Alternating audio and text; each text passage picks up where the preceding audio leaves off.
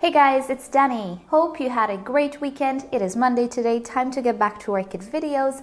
And today we're going to talk about propagating orchids wherever possible through divisions, back bulbs. I'm going to tell you what the difference is between them and when one of them is more suited than the other. And a few of my orchids could use with a little bit of a setup refresh or a new pot or things of the sorts. So with that said, let's get into the subject by talking about which orchids can be propagated like this and which cannot. Now, generally, propagation through division or back bulbs or back divisions is only possible with sympodial orchids, those orchids which create multiple structures as part of their growth, and all of these structures are connected by the rhizome. When we divide an orchid, we actually separate or cut the rhizome, not the actual structures. You can imagine what would happen if we try to cut the pseudobulb in half. It would not necessarily mean that we are successfully propagating the orchid. And this propagation is possible because of the way of growth of sympodial orchids. All that you see here is only one orchid, even though I have multiple pseudobulbs. With time and with age, these pseudobulbs might actually wither away. And in nature, the orchid kind of disposes of them on its own. They just decompose away and they don't actually affect the orchid. And this is possible because the orchid creates so many structures as part of the same individual. So removing a part of this orchid, if we remove it correctly, will not pose any type of danger to our actual orchid. It would be just like losing one old pseudobulb or a few of the older pseudobulbs. Now, when it comes to sympodial orchids, such as the phalaenopsis, the vandas, and other orchids, things are not as easy because these orchids don't create a rhizome and multiple structures. They do create multiple leaves, but we cannot propagate orchids through leaves like we would do succulents. Also, we cannot really cut sections of the stem, so we get two sections which are perfectly viable. Now, I won't go into the details of actually cutting the stem. That's a whole different story. Let's just say that one is done in special cases, not on a routine basis, such as with the sympodial orchids. So that discussion, let's just leave it for a different video. But for the purpose of this video, I think you can see that right now, if I would like to propagate this orchid through a division, I could not, because there's really nothing that I can cut to make sure 100% that both divisions will survive. If this orchid would have a keiki, sure, I could separate the keiki, but it doesn't. So today we're going to propagate sympodial orchids such as Cattleyas, Dendrobiums, Oncidiums, Epidendrums, and most other orchids, not the monopodials such as the Phalaenopsis and the Vandas. The first type of division we'll talk about is the actual standard division. A little note here, I call it like that because in my experience there are two types of divisions you can take. So probably if you Google this expression, you're not gonna find it, but I do want to differentiate the two types of divisions you can take. So this is the typical orchid division, the one that you will find people talking about on forums or people making videos on. It implies safely splitting the orchid in 2, 3, or multiple divisions, depending on the orchid we're working with, to safely propagate the orchid and make sure that it has a fast growth rate afterwards.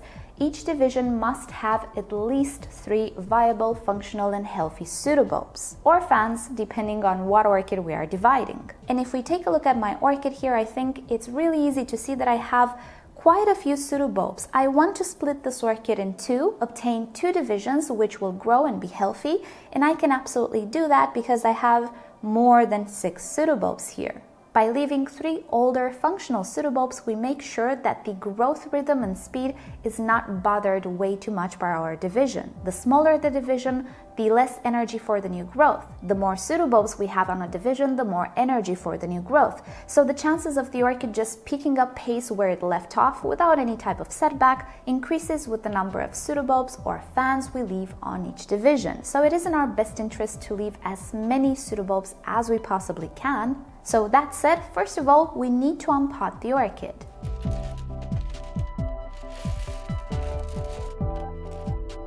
Here we are. So the goal of this division is to obtain 2 pretty symmetrical divisions, which will produce a brand new growth. Now, sometimes orchids will have a natural dividing point. And if we take a look at my orchid, I think we can see that we kind of have 2 symmetrical sides, this being the older growth of the orchid. And sometimes in that area, the rhizome is actually thinner. So if we just jiggle the orchid a little bit, we might actually split it without actually needing a cutting tool. So let's see if it's the case. And it is. This is where the orchid was attached, but this is a very old growth. It is actually withering away, so I will remove it completely. The rhizome was very, very brittle right here, so I actually didn't need any cutting tools. Now, if this wasn't so, I would have gone in with my cutting tool and just snip the rhizome right here. But I think we're going to show an example with the other orchids we're going to work with today. This can happen when you're dividing orchids. It's not a rule, but first it's always a good idea to try to wiggle a little bit the orchid, see if it wants to come apart on its own. Sometimes you might actually have multiple seedlings, which obviously are not seedlings anymore, but multiple orchids in the same pot. So if you just wiggle them a little bit, you can actually separate them, case in which it's not going to be a division, but it's going to look like one. You're still going to obtain two plants. So all I need to do now is try to pry them apart. And in this procedure, you will always lose a few roots, but the orchid has enough roots. And there we have it. The process was not all that dramatic. And as we can see, I have two sides, both with flowers, both with active growths. These two divisions will act exactly like a mature orchid, like nothing ever happened. Well, maybe a repotting happened, but for the persons who received them, they shouldn't have any setbacks or things of the sorts, especially because fresh growths actually mean fresh roots as well. So I'm just gonna clean up a little bit one of the divisions. See, I'm gonna throw this away and I'm gonna remove all of these dead roots. I'm gonna pot them separately and pretty much consider these two divisions like a brand new orchid. So this is the standard division. Let's say this is the goal. This is best applied with very, very bushy orchids. But if you are looking for a specimen size orchid and an orchid with multiple directions of growth and multiple pseudobulbs or canes, don't do this type of division because you will lose some growth directions, as you can see. All right, so I'm gonna go ahead and pot these orchids off camera. Let's see the second type of division. The second type of division we can make is a back division, or at least I like to call it like that. Now we're gonna follow the same rules as in the first division, meaning we will try to make sure that any division we make has at least 3 pseudobulbs, but the difference is one of the divisions will contain the freshest growth, the one that is actively producing new pseudobulbs, and the other division will be the older side of the orchid. And in my example here, we can easily trace the rhizome. We can see that this side of the orchid is smaller. This is the older side of the orchid, the younger or seedling side. And right now it is pretty much doing nothing other than storing nutrients. But this is already a very healthy, very vigorous orchid. I have quite a lot of big pseudobulbs. I don't really need this part in the back.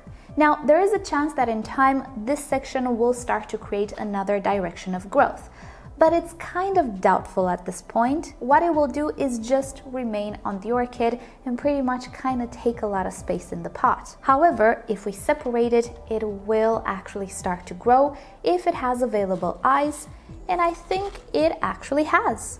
Now, dividing an orchid like this is right in between making a proper division and a backbulb division. The back division will be a little bit set back in most cases because the roots are very old. Some of them might not be viable anymore. Some will be completely missing. But being that we're going to leave on the division quite a few pseudobulbs instead of one, the new growth will have much more energy than in the case of the backbulb. Furthermore, the active division will be pretty much unbothered because it will have at least 3 pseudobulbs which are healthy to support the new growth. This type of division doesn't necessarily risk your orchid becoming a specimen. So if you want to maintain your active division but would like to share your orchid with a friend or just have 2 of them, a back division is the way to go because you're not actually missing out on the new growth preparing to grow. So just like in the first example, I'm gonna unpot the orchid and come back when it's time to divide it. Okay, so to make a back division, we need to trace the rhizome. We need to start with the latest pseudobulb and making our way downwards towards the older pseudobulb. And this is because at some point, some pseudobulbs actually created 2 growths. And if you cut there, you will actually end up with 3 divisions instead of 1. One of the divisions might actually be a backbulb. So you don't want to cut away any singular bulb. In my case, the orchid only appears to have one direction and the rhizome is pretty clear. So I want to maintain on my back division at least 3 pseudobulbs, which I can. I can maintain this one, the one in the back, the one here, and also the tiny ones here. And in the front, I will have 1, 2, 3, 4, 5 pseudobulbs, so I am in no danger of setting back my division. So I want to separate this division here. I will cut the rhizome not here. As we can see, we have an available eye here. If I cut it like this, I will cut in half the actual pseudobulb. I need to go back to the place where it is connected to the pseudobulb in the back, right here. So I'm gonna cut as close to this pseudobulb as possible. So not here, but here. Let's see if I can film this better for you guys. All right, I think this is a good angle. I'm gonna go right here at the connection point and snip. And here we have it, a very, very clean cut. And as you can see, I did not damage this pseudobulb, and I also didn't damage this pseudobulb. As it just so happens, we had some very, very young seedling pseudobulbs here that just fell. As we've seen in the first example, sometimes the rhizome can get a little deteriorated, a little thin, the older that section is. So this one, doubtful it will sprout anything, and we have a very good division, which is younger. This will be my main plant, and this division will go to somebody else. Now, as you can see, I don't actually have viable roots, and this is the case with most back divisions. This is why I'm saying they will experience some sort of setback, but not as much as a backbulb. Because right now, I could have this eye deciding to grow. I could also have this eye, which you cannot see, but I think you can see now, deciding to grow. Any of these eyes will create a brand new root system, and even though in the process these pseudobulbs might actually shrivel, they will plump back up, and in most cases this division will take, while this division will feel like nothing ever happened. And the last type of propagation method is the backbulb. And as the name suggests, it refers to an older pseudobulb. In this case, we're not dealing with a 3 pseudobulb division, but with 1. And even though it is a viable propagation method, it is not guaranteed to work for various reasons. One, we don't really know if the eyes of the backbulb are still viable. Maybe they're spent, maybe they're damaged, case in which if there's no available eye, that pseudobulb might actually not create anything and it will just wither away.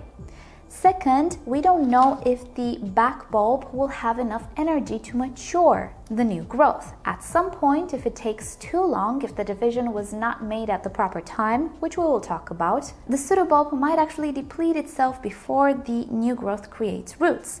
And third of all, the new growth will probably be very, very tiny, and the entirety of the orchid will take a lot of time to get mature. Many things can happen along the way. If we lose that new growth, then maybe we're gonna lose the entire orchid. If we lose the root system of the new growth due to snails, perhaps, that we missed, again, everything is compromised, because with this type of propagation method, we kind of only get one chance, rarely two. The way to take a backbulb is just like the previous examples that I showed you, but instead of taking 3 pseudobulbs per a back division, we're only gonna take 1. And in my case, I'm gonna show you without actually removing the orchid from its pot. You can typically do that because I can definitely see the rhizome on my orchid, and in many cases, actually, the older pseudobulb comes off if you just twist it. So that's what I will do, and there we have him. Usually older pseudobulbs rarely have roots anymore, and as you can see, mine doesn't.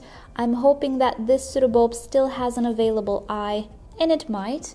There is, however, a chance that nothing will sprout from this pseudobulb.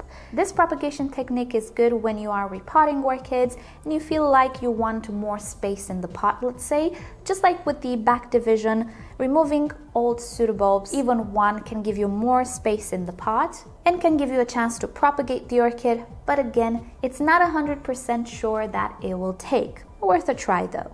The best time to divide orchids should be the best time to repot orchids as well. So usually in the spring, when most orchids start new growth and new roots, and the orchid starts to grow more vigorously, it's usually a good time to divide your orchid. Whenever new roots start to grow or new growth, basically when you should repot the orchid, that's when you can take a division as well. And with the divisions you take, you can just pot them up separately. When it comes to rootless divisions or backbulbs, I'll link you down below to my promoting roots video. I like to put them in a glass or a container with some wet sphagnum moss on the bottom and maintain them very, very damp. And that usually works for me, but I talk more about it in that video. And obviously, if you're taking a division which is very active, has roots, has new growth and so on, you can just pot it like a normal orchid, like nothing ever happened. And lastly, there are some orchids which don't work all that well with backbulbs or few bulbs, let's say. And these are typically the Miltoniopsis, Nelly Eilers, all of these intergenerics which are finicky to begin with. Imagine if we separate a backbulb and try to make it root. It's close to impossible. With these orchids, it's better to take a healthy, vigorous, full of pseudobulbs division if we want to propagate them, but that can take quite a bit of time, so don't be in a hurry to propagate and divide your Miltoniopsis and Nelly Eiler orchids, because it might actually end in disaster for both divisions. And on the opposite end of the spectrum, typically Catasetum orchids can be propagated successfully and easily through backbulbs, and theoretically they shouldn't suffer as much setback as a Cattleya or Oncidium or something of the sorts. Generally though, the more pseudobulbs left on the orchid, the less chances for setback, the more chances for vigorous growth, rapid growth, and pretty much an orchid which will behave like nothing happens. Now, dividing orchids is not obligatory. You don't have to divide orchids if you don't want to. On the other hand, if you do want to divide them, you can absolutely do so. Just keep in mind that the standard division can actually take away from the directions of growth you have. The back division will not take away from the active directions of growth, and definitely the backbulbs will not take away much of your orchid anyway. So it's up to you to choose which of these types of division you want to make, if you want to make them. And with that said, let's end it here. I hope you guys enjoyed today's video and you learned something new. And you know the drill, like or dislike this video below, subscribe to my channel for regular orchid videos, tutorials, Q&As, and other fun orchid subjects. And if you really like my channel and would like to help it grow, do consider visiting the merch store down below. You'll find the links in the description. So with that said, I'll see you guys next time. Bye!